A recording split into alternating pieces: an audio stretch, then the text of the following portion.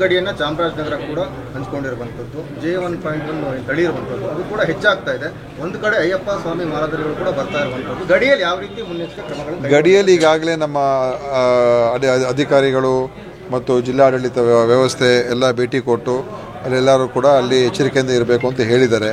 ಮತ್ತು ಆದಷ್ಟು ಹೆಚ್ಚು ಇಲ್ಲಿ ಯಾರ್ಯಾರಿಗೆ ಆ ರೋಗದ ಲಕ್ಷಣ ಇರ್ತದೆ ಅವ್ರದ್ದೆಲ್ಲರದು ಕೂಡ ಕಡ್ಡಾಯವಾಗಿ RT-PCR ಟೆಸ್ಟನ್ನು ಕೂಡ ಮಾಡಿ ಕೋವಿಡ್ ಟೆಸ್ಟನ್ನು ಮಾಡಬೇಕು ಅಂತಲೂ ಕೂಡ ಹೇಳಿದ್ದೀವಿ.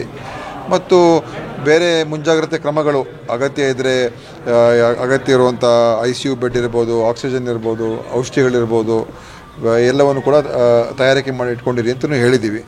ಅದರಿಂದ ತಯಾರಿಕೆಯಲ್ಲಿ ಇದ್ದೇವೆ, ಜಾಗೃತರಾಗಿದ್ದೇವೆ. ಆದರೆ ಆತಂಕ ಪಡ್ತಕ್ಕಂಥ ಯಾವುದೇ ಸನ್ನಿವೇಶ ಇಲ್ಲ. ಯಾಕೆಂದರೆ ಇದು JN.1 ಏನಿದೆ ಇದು ಇವತ್ತು ನಿನ್ನೆ ನಮ್ಮ WHO ವಿಶ್ವ ಆರೋಗ್ಯ ಸಂಸ್ಥೆ ಏನಿದೆ ಅವರು ಹೇಳಿಕೆ ಕೊಟ್ಟಿದ್ದಾರೆ.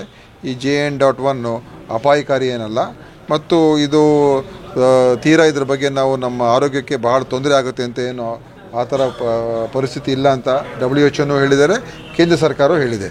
ಅದರಿಂದ ನಾವು ಎಚ್ಚರಿಕೆಯಿಂದ ಇದ್ದೇವೆ. ಅದೇ ಆತಂಕ ಪಡ್ತಕ್ಕಂಥ ಅವಶ್ಯಕತೆ ಇಲ್ಲ.